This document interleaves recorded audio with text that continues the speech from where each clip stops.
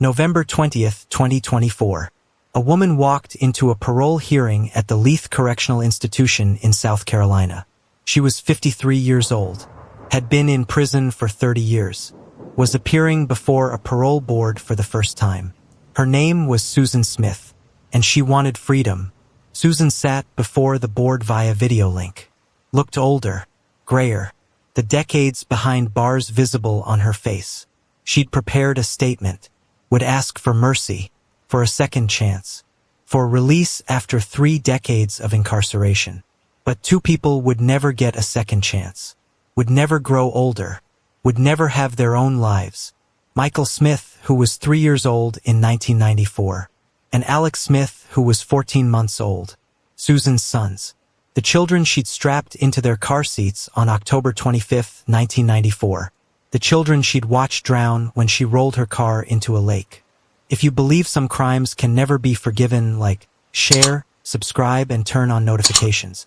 The Susan Smith case asks whether a mother who kills her children deserves freedom.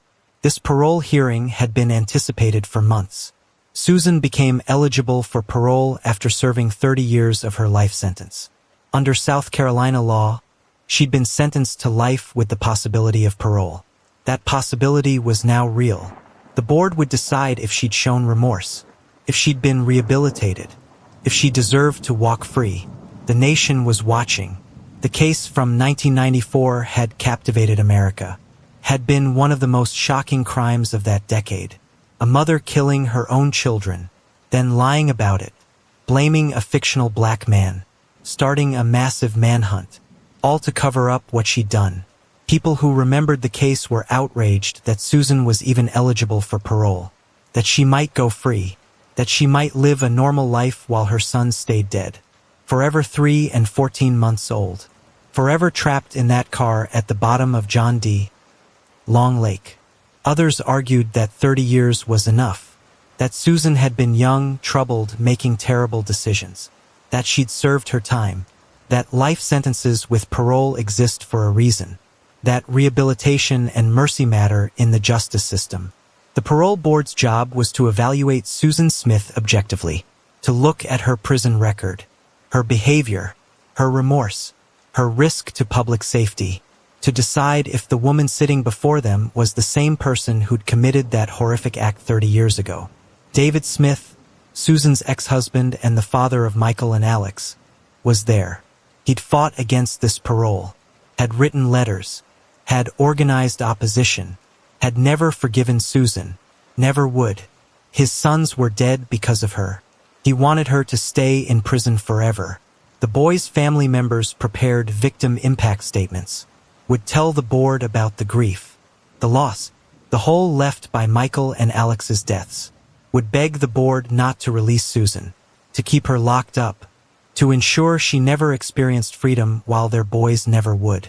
Susan's attorneys prepared arguments for release, would highlight her prison record, her education behind bars, her claims of remorse, would argue she wasn't a danger, that she'd been a troubled young woman who'd grown and changed, that mercy was appropriate. The hearing would determine Susan's immediate future. If denied parole, she'd remain in prison, could apply again in 2 years. If granted parole, she'd be released, would walk out of prison, would be free. The board held her fate in their hands. But before the board could decide, before Susan could make her case, everyone needed to understand what she'd done, why she was in prison, what had happened on October 25, 1994, in Union, South Carolina. The crime that had shocked the nation, that had revealed a mother's capacity for unthinkable evil, that had ended 2 innocent lives. To understand why Susan Smith's parole hearing mattered so much, why so many people opposed her release, we need to go back to October 25, 1994, to Union, South Carolina, to a night that changed everything. Union was a small town, about 10,000 people, working class. Everyone knew everyone. It was the kind of place where terrible crimes didn't happen, where children were safe, where mothers protected their babies, until Susan Smith proved otherwise. Susan was 23 years old in October 1994. She'd been married to David Smith. They'd had 2 sons together. Michael, born in 1991. Alex, born in 1993. But the marriage was troubled. They'd separated. Were in the process of divorcing. Susan had the boys. David had visitation. Susan worked at a local textile mill, the Conso Products Company. She was a secretary, made modest money, lived with the financial stress of being a single mother. But she had her sons. Had Michael with his bright smile and Alex with his baby laugh. Had the responsibility of raising them. She was also having an affair with Tom Findlay, the son of her boss, a wealthy man, someone who represented escape from her working-class life, someone who could give her financial security, a better life. Susan wanted a future with Tom, wanted to marry him, build a life. But Tom didn't want children, didn't want to be a stepfather to Michael and Alex. He told Susan this in a letter dated October 17, 1994, just 8 days before Susan killed her sons. Tom wrote that he enjoyed their relationship but didn't see a future because of her children, because he wasn't ready for that responsibility. This letter devastated Susan. She saw her dreams of a better life disappearing, saw Tom slipping away, and in her mind, the obstacle was clear.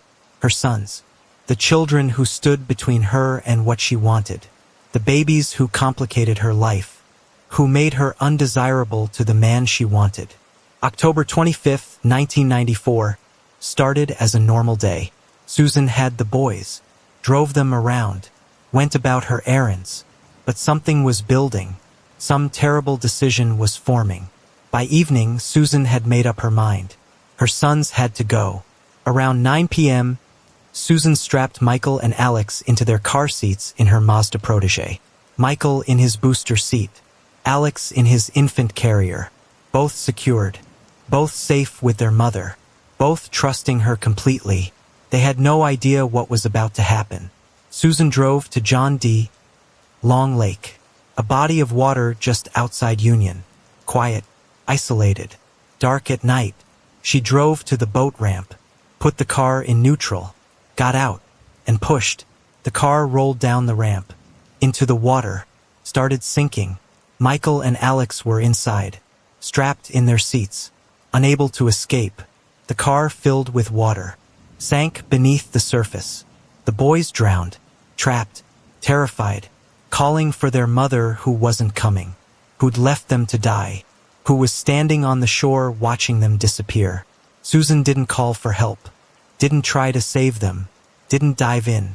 She watched the car sink completely, watched until it was gone. Then she left, drove away, left her sons at the bottom of the lake, dead, and began planning her cover story. Susan drove to a nearby house, knocked on the door, peered frantic, hysterical, told the residents she'd been carjacked, that a black man had taken her car with her sons inside, that he'd had a gun, that he'd forced her out and driven away with Michael and Alex, that she needed to call police. This was the lie Susan told, the story she'd concocted to explain her son's disappearance. A black man, carjacking, an armed abduction.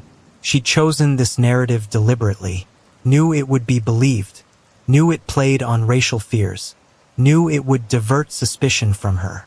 Police responded immediately, a carjacking with 2 children inside. This was an emergency. A massive search began. Law enforcement from multiple agencies, FBI involved, volunteers by the hundreds, everyone looking for Michael and Alex, everyone believing a dangerous criminal had them, everyone trying to save these boys.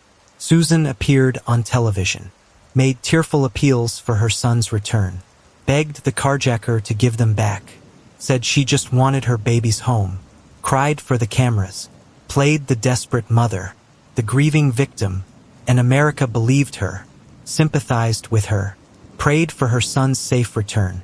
But some investigators weren't convinced. Susan's story had inconsistencies, details that didn't make sense. Her behavior seemed off, too performative, too controlled. The polygraph test she took showed deception. Police started looking at her more carefully, started suspecting the truth. If you believe some crimes can never be forgiven, like share, subscribe, and turn on notifications. The Susan Smith case asks whether a mother who kills her children deserves freedom. The search for Michael and Alex Smith consumed Union, South Carolina. Hundreds of volunteers combed the area, searched woods, fields, abandoned buildings. Police pursued leads, investigated reported sightings, set up roadblocks. The entire community mobilized to find these boys. The FBI joined the investigation, brought resources, technology, expertise in kidnapping cases. They treated this as a stranger abduction, a dangerous criminal who had two small children. Every hour mattered. The first 48 hours were critical. Everyone believed Michael and Alex were still alive, still out there, waiting to be rescued. Volunteers worked in shifts, round-the-clock searches. People took time off work, left their families to search for someone else's children. The community came together in ways that only happened during tragedy. Churches organized food for searchers. Local businesses donated supplies. Everyone contributed however they could. The media presence was overwhelming. News vans lined the streets. Reporters everywhere. Union, a town of 10,000, was suddenly the center of national attention. The story had everything. A young mother, two innocent children, a violent carjacking. The nation was invested, wanted these boys found safely. Susan participated in the searches, joined volunteers looking for her sons. She'd walk through areas knowing Michael and Alex weren't there, knowing exactly where they were, at the bottom of John D. Long Lake, dead. But she kept up the performance, kept pretending, kept lying. Susan's story was broadcast nationally. News outlets covered the carjacking, showed photos of Michael and Alex, asked the public for help. The boys' faces were everywhere. Two beautiful children, innocent, missing, in danger. America was captivated. Susan did multiple television interviews, sat with reporters, made emotional pleas. On October 27th, just 2 days after the alleged carjacking, Susan appeared with David at a press conference. She addressed the camera directly, addressed the supposed kidnapper. "I just want to say that whoever has my children, that they please bring them home to us where they belong," Susan said through tears, her voice breaking, her hands shaking. She looked like a devastated mother, like a woman desperate to have her sons back. But investigators were growing increasingly suspicious. Susan's timeline didn't work. The location she claimed the carjacking occurred didn't make sense. The traffic light she said was red when she stopped had been checked. It didn't function the way she described. The details weren't adding up. Sheriff Howard Wells led the investigation. He pushed Susan for more information, asked her to clarify details, walk him through the night again. Susan's story began shifting. Small changes, different timings, altered descriptions. Each inconsistency made Wells more certain she was lying. On November 1st, Susan failed a polygraph test. The examiner determined she was being deceptive. This gave investigators leverage. They brought Susan in for more questioning, increased the pressure, told her they knew she wasn't telling the truth, that she needed to come clean, that her sons deserved the truth. Susan maintained her story, insisted the carjacking had happened, that a black man had her sons. But she was visibly stressed. The weight of the lie was breaking her down. The national attention was overwhelming. The knowledge of what she'd done was consuming her. The black man she'd described didn't exist. Police knew this. They'd investigated every possible suspect, checked alibis, interviewed people. No one matched Susan's description. No one suspicious had been in the area. The carjacker was fiction, and soon Susan would have to admit it. On November 3rd, 1994, 9 days after the boys disappeared, Susan confessed. After hours of questioning, after investigator pressure, after the lies became unsustainable, she told the truth. There was no carjacking, no black man, no kidnapper. She'd killed her sons, drowned them in John D. Long Lake. Susan broke down as she confessed, told investigators what she'd done, how she'd driven to the lake, how she'd pushed the car in, how she'd watched it sink, how Michael and Alex had drowned.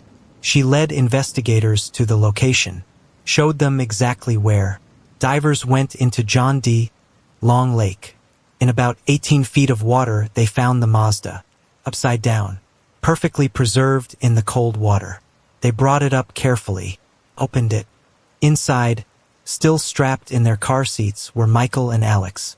The image was heartbreaking. These two little boys, still in their seats, still where their mother had left them. Michael's hands were positioned as if he'd been trying to unbuckle himself. A 3-year-old trying to escape, trying to save himself and his baby brother, but unable to, trapped by the seatbelt that was supposed to protect him. The news of Susan's confession shocked the nation.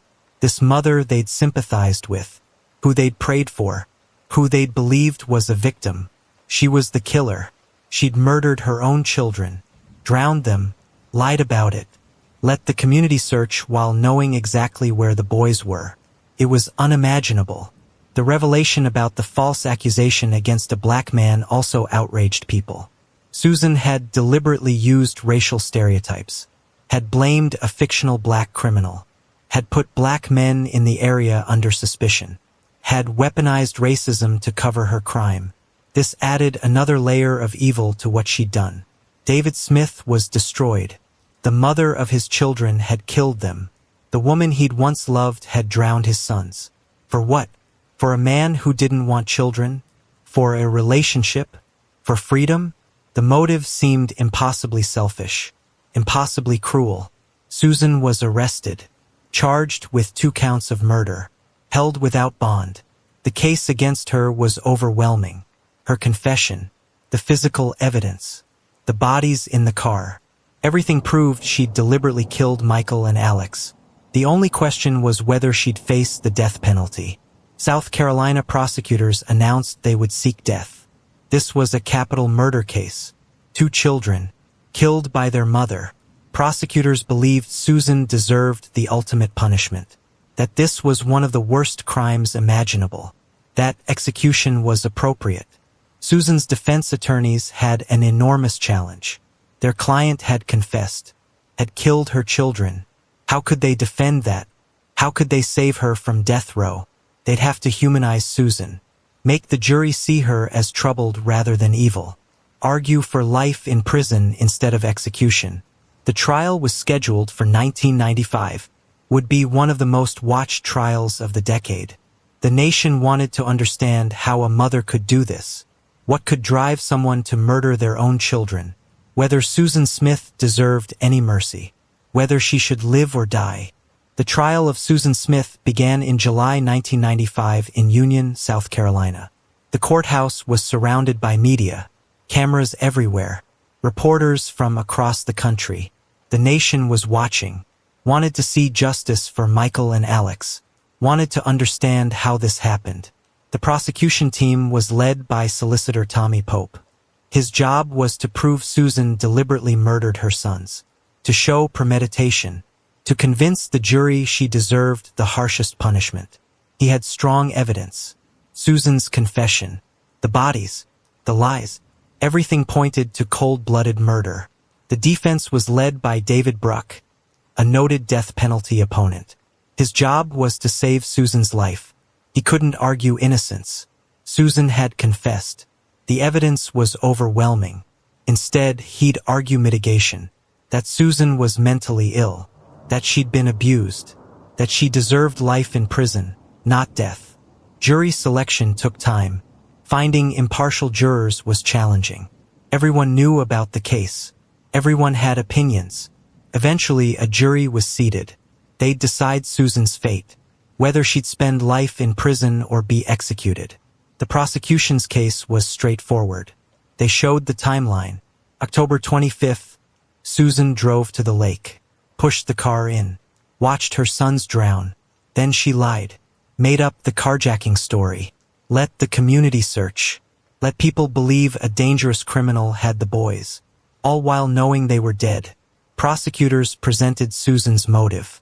The letter from Tom Findley, dated October 17th, just 8 days before the murders. In it, Tom broke up with Susan, explained he wasn't ready for a family, didn't want to raise another man's children, saw no future with her because of Michael and Alex. This letter was damning. Showed Susan's sons were obstacles to what she wanted, that she'd killed them to remove that obstacle, to win Tom back, to have the relationship and life she desired. It was a motive that made the murders seem calculated, selfish, unforgivable. The physical evidence was presented. Photos of the car being pulled from the lake. The boys still in their seats. Michael's hands positioned as if trying to escape. These images devastated the courtroom, made the horror real, made people see what Susan had done to her children. Medical examiners testified about the cause of death. Drowning. The boys had died trapped in that car. Water filling their lungs. Terror in their final moments. Calling for a mother who wasn't coming. It was every parent's nightmare, made worse because their mother had caused it. The prosecution argued this was first-degree murder. Premeditated. Susan had thought about it. Driven to the lake deliberately. Had time to change her mind. To save her boys. But chose not to. Chose to let them die. That showed intent. Showed she deserved the death penalty. The defense presented a different narrative. They argued Susan was mentally ill. Suffered from depression. Had been suicidal. That the night of October 25th, she'd intended to kill herself with the boys in the car, to take them with her in a murder-suicide, but at the last moment jumped out, left them to die. This argument didn't make Susan look good. Murder-suicide is still murder, but it suggested she wasn't thinking clearly, that mental illness played a role, that this wasn't calculated evil but a deeply disturbed woman making a terrible decision in a moment of crisis. The defense called witnesses about Susan's history, her troubled childhood, her father's suicide when she was young, sexual abuse by her stepfather, her mental health struggles, depression, suicide attempts.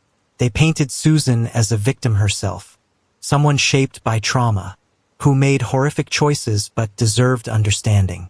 They called Tom Findlay. He testified about his relationship with Susan, about the letter he'd written. He seemed genuinely remorseful. Hadn't intended for his breakup letter to lead to this. Hadn't imagined Susan would kill her sons. Was horrified by what happened.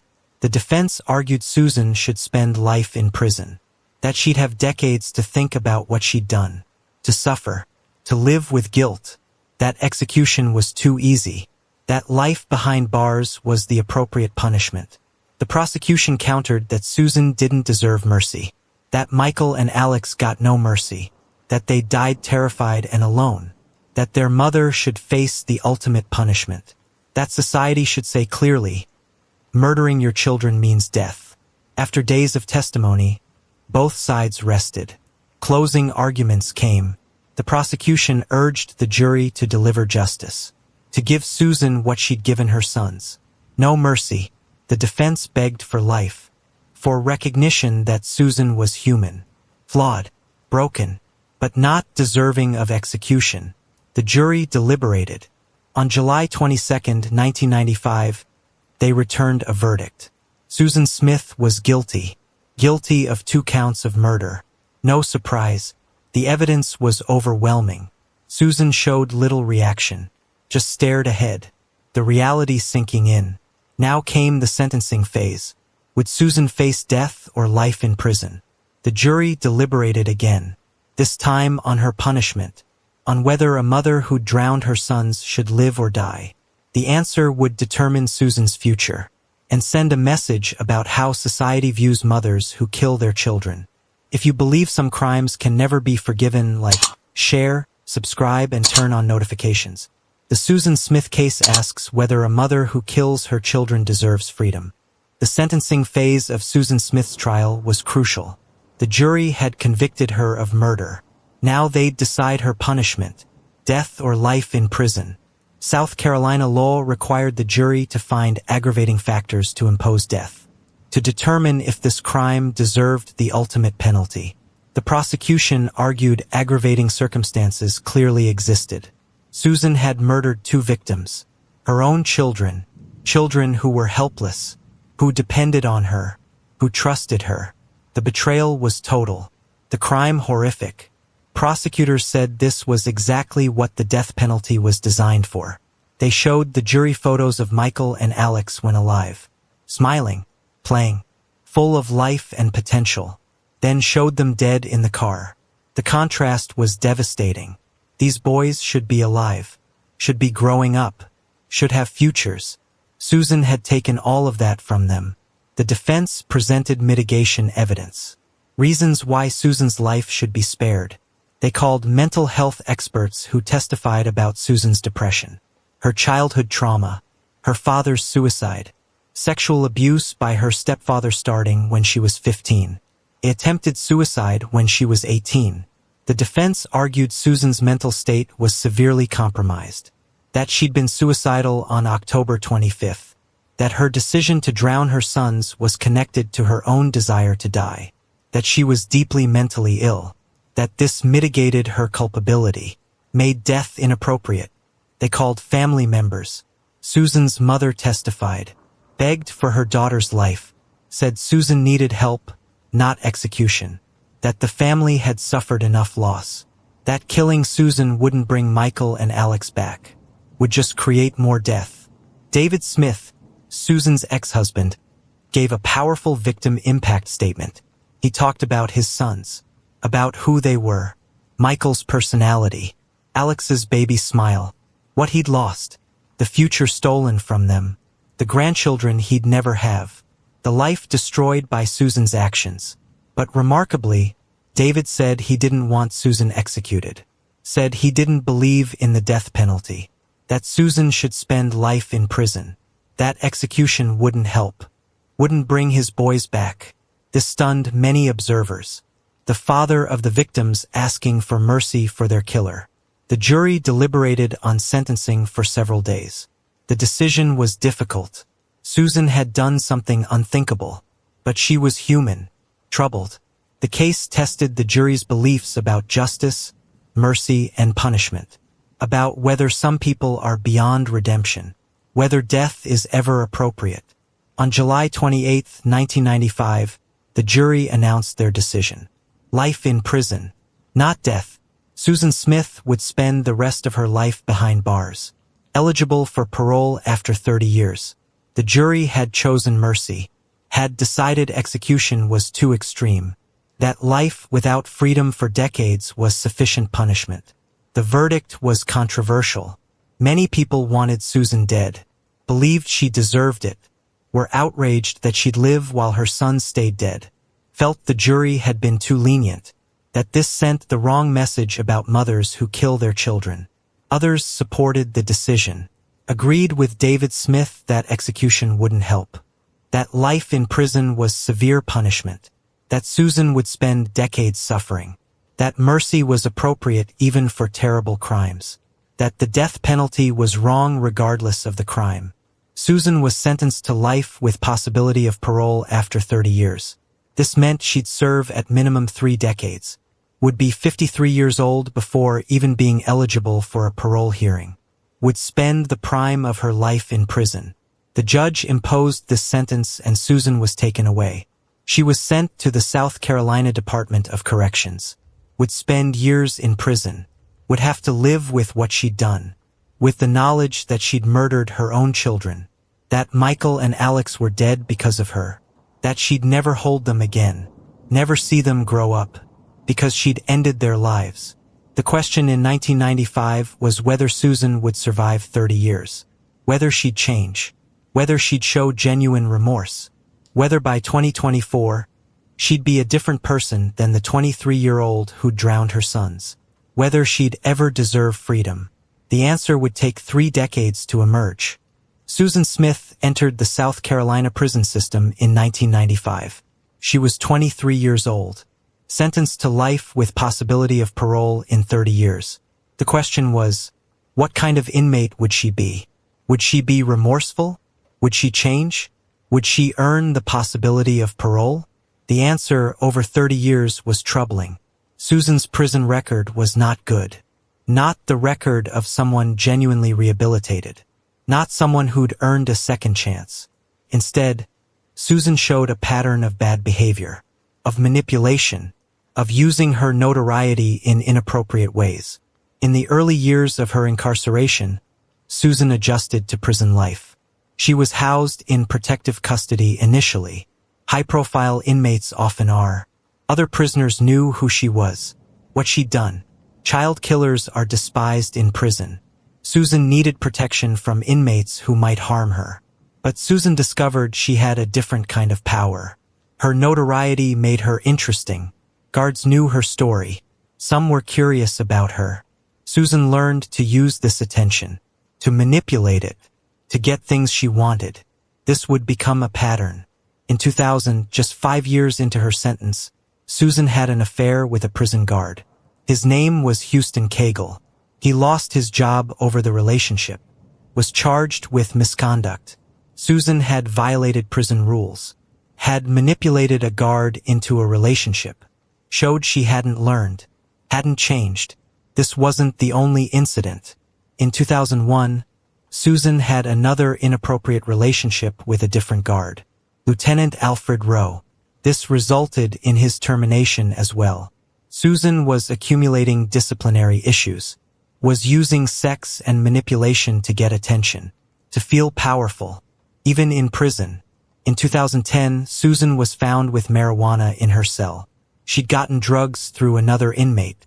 This resulted in disciplinary action, loss of privileges, time in segregation, but it didn't stop her. In 2015, she tested positive for drugs again. The pattern continued. Poor choices, rule violations, no real change. Prison officials documented numerous other infractions over the years. Fighting with other inmates, verbal altercations with staff, providing contraband to other prisoners, refusing work assignments. Each incident went in her file. Each one evidence that Susan wasn't rehabilitating, wasn't becoming the model inmate parole boards want to see. Over the years, Susan received disciplinary write-ups for various violations. Drug use. She'd tested positive for marijuana on multiple occasions. This showed ongoing poor choices, inability to follow rules, lack of respect for her situation. Someone seeking release should have a spotless record. Susan's was problematic. She also had infractions for fighting, for providing contraband to other inmates, for various other rule violations. Nothing extremely violent or serious, but a pattern, a history of not conforming, of continuing to make bad decisions, of not showing the rehabilitation necessary for parole. Susan's behavior suggested she enjoyed the attention her notoriety brought. She was famous. Other inmates knew who she was.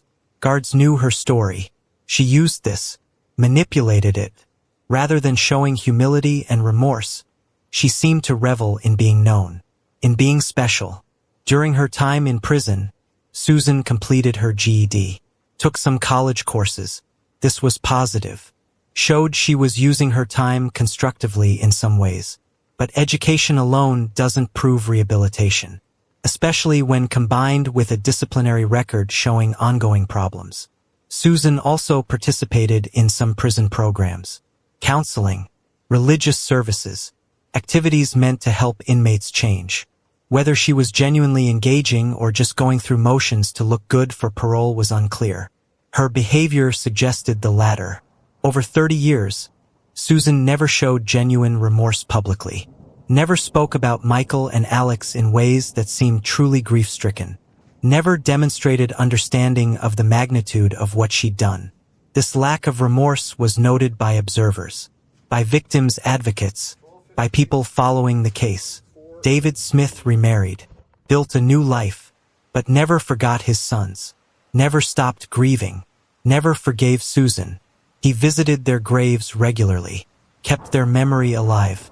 And as 2024 approached, as Susan's parole eligibility neared, David prepared to fight, to ensure she stayed in prison, to protect his son's memory. The extended family also prepared. They'd opposed Susan's release for years, had written letters to the parole board, had organized to ensure Susan didn't get out. The thought of her walking free while Michael and Alex stayed dead was unbearable. They do everything possible to prevent it. In the years leading up to the 2024 hearing, Susan gave a few interviews from prison. In 2015, she spoke to investigative journalist David Begnaud. She expressed remorse, said she thought about her sons every day, said she wished she could take it back. But her words seemed rehearsed, calculated, designed to look good rather than genuinely felt. Susan also started an online relationship with a filmmaker who'd been corresponding with her. They spoke frequently. She seemed to enjoy the attention, the connection to the outside world, the feeling of being desired. This raised questions about her judgment, about whether she was using people, whether she'd changed at all.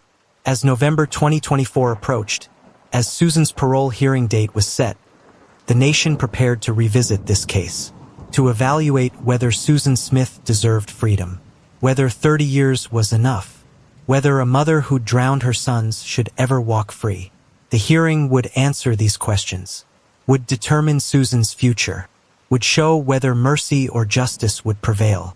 If you believe some crimes can never be forgiven, like share, subscribe, and turn on notifications. The Susan Smith case asks whether a mother who kills her children deserves freedom. November 20th, 2024. The day had arrived. Susan Smith's parole hearing. After 30 years in prison, she'd make her case for release.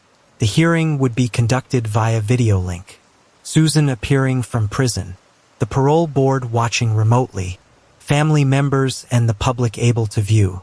The board had reviewed Susan's file, her conviction, her prison record, the disciplinary issues, the relationships with guards, the drug violations.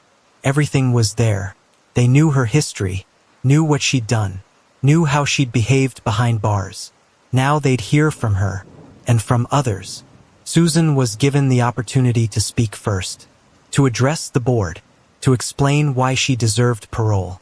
This was her chance, her moment to show remorse, to demonstrate change, to convince the board she was no longer the woman who drowned her sons in 1994. Susan's statement was emotional. She cried, apologized, said she thought about Michael and Alex every day, said she'd never forgive herself, said she wished she could go back and change everything, that she'd give anything to have her boys back, that she was deeply sorry. She talked about her time in prison, the programs she'd completed, the education she'd pursued, the counseling she'd received, said she'd worked on herself, had become a better person, had learned from her mistakes, had genuine remorse for what she'd done.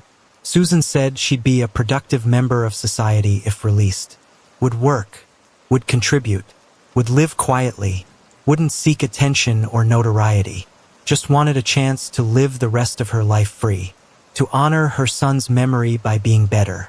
But Susan's words rang hollow to many watching. Her tears seemed performed, her apologies scripted. After 30 years and a problematic prison record, it was hard to believe she'd truly changed. Hard to see her as genuinely remorseful rather than saying what she thought the board wanted to hear. Then came the victim impact statements. David Smith spoke first. Via video, his face was aged, the decades visible, but his pain was fresh. He talked about his sons, about Michael who'd be 33 now, about Alex who'd be 30, about the lives stolen from them. David described what he'd lost, watching his sons grow up, teaching them to drive, seeing them graduate, walking them down the aisle, meeting grandchildren, all of it gone, taken by Susan. He said no amount of time was enough, that Susan should never be free, that she didn't deserve it. He was direct, angry but controlled, said Susan hadn't shown real remorse, that her prison record proved she hadn't changed, that releasing her would be a betrayal of Michael and Alex, that justice required keeping her locked up. He begged the board to deny parole. Other family members spoke. Susan's brother David testified in her favor, said she deserved mercy, that she'd suffered, that she'd changed, that the family wanted her home. This created tension. The family divided, some wanting release, others adamantly opposed. Tommy Pope, the original prosecutor, submitted a statement opposing parole. said Susan's crime was among the worst he'd prosecuted, that she'd shown no genuine remorse, that her prison record demonstrated ongoing problems, that she shouldn't be released, that Michael and Alex deserved better. The board heard from members of the public. Letters had been submitted, hundreds opposing parole, some supporting it. The case had strong opinions on both sides. Most people believed Susan should stay in prison, that 30 years wasn't enough for murdering children, that some crimes are unforgivable. The board also reviewed Susan's disciplinary record, the affairs with guards, the drug violations, the other infractions. This pattern of behavior suggested Susan hadn't been a model inmate, hadn't earned release through exemplary conduct, had continued making poor choices. Mental health professionals had evaluated Susan. Their reports were mixed. Some believed she'd made progress. Others questioned her sincerity. Her remorse seemed conditional, performed rather than genuine. She'd spent 30 years in prison but hadn't fully grappled with what she'd done. The parole board asked Susan questions about her plans if released, about her understanding of her crime, about her remorse. Susan's answers were careful, rehearsed. She said what sounded right, but lacked depth, lacked genuine insight into the horror of drowning her children. After hearing all testimony, reviewing all evidence, considering everything, the board deliberated. They'd make their decision relatively quickly, would announce it soon. Susan's fate hung in the balance. Would she walk free after 30 years? Or would she remain imprisoned? The board returned with their decision. Susan Smith's parole was denied, unanimously denied. All board members agreed she should remain in prison, that she hadn't demonstrated sufficient remorse, that her prison record was problematic, that releasing her was inappropriate. The decision was based on multiple factors: the severity of the crime, the victims being her own children, the lack of genuine remorse, the disciplinary issues in prison, the opposition from the victim's family. All of it pointed to denial. Susan would stay locked up. Susan would be eligible to apply for parole again in 2 years. November 2026. She could make another appeal. Try again. But given the board's reasoning, given the strong opposition, future parole seemed unlikely. Susan would probably spend the rest of her life in prison. The denial of Susan Smith's parole sent a clear message. Some crimes are too severe. Some betrayals too complete. Some people haven't earned a second chance. Susan Smith would remain in prison, would not walk free, would not experience life outside while her son stayed dead. The decision was met with relief by most people following the case. David Smith was grateful, said the board made the right choice, that Michael and Alex's memory was protected, that justice had been served. He'd continue to fight Susan's parole at every future hearing, would never stop opposing her release. The extended family who'd fought against parole felt vindicated. Their efforts had mattered. The board had listened, had recognized that Susan didn't deserve freedom, that her prison record proved she hadn't truly changed, that mercy had limits, that Michael and Alex's deaths required accountability. Susan's supporters were disappointed. Her brother and a few family members had hoped for release, believed she'd served enough time, that she deserved mercy, but they were a minority. Most people believed 30 years wasn't enough for drowning 2 children, that no amount of time would be. Legal experts noted that Susan's prison record had been crucial. If she'd been a model inmate with no disciplinary issues, the board might have considered parole more seriously. But the affairs with guards, the drug violations, the pattern of poor choices, all of it showed she hadn't learned, hadn't genuinely rehabilitated. In Union, South Carolina, the community that had searched for Michael and Alex felt a sense of closure. The parole denial meant they wouldn't see Susan walking their streets, wouldn't encounter her at the grocery store or gas station. The woman who devastated their town would remain locked away. The case had changed Union forever, put them on the map for the worst possible reason, made their small town synonymous with a mother's betrayal.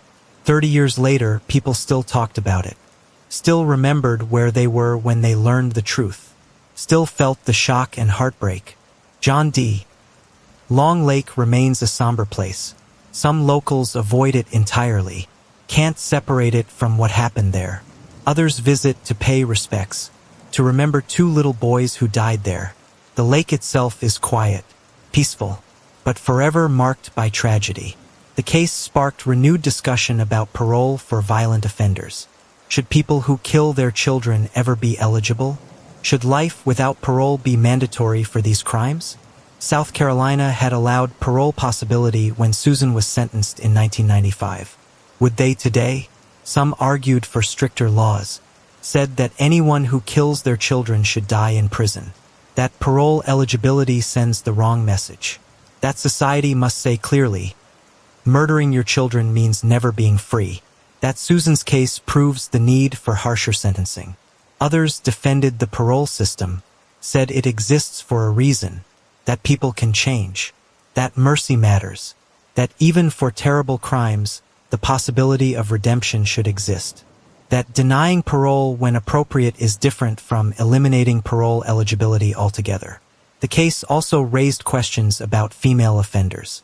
Studies show that women who kill their children often receive more lenient sentences than men, that society sees them as mentally ill rather than evil, that Susan's life sentence with parole was relatively lenient compared to what a father might receive. Gender dynamics played a role in Susan's trial. The defense emphasized her mental illness, her victimization, her troubled past, argued she was broken rather than bad. This strategy likely saved her from death row. A man using the same defense might not have been as successful.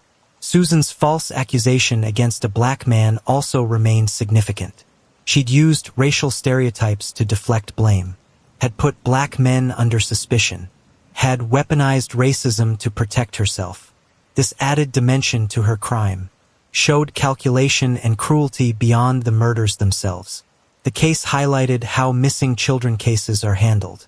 The massive search for Michael and Alex, the resources devoted, the community response, all based on Susan's lie, the time and money wasted while the boys were already dead. While Susan knew exactly where they were, this betrayal of trust was profound. 30 years later, John D.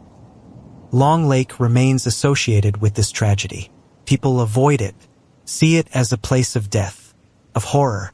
The boat ramp where Susan pushed her car in has a different meaning now. It's where 2 innocent children died because their mother chose a man over them.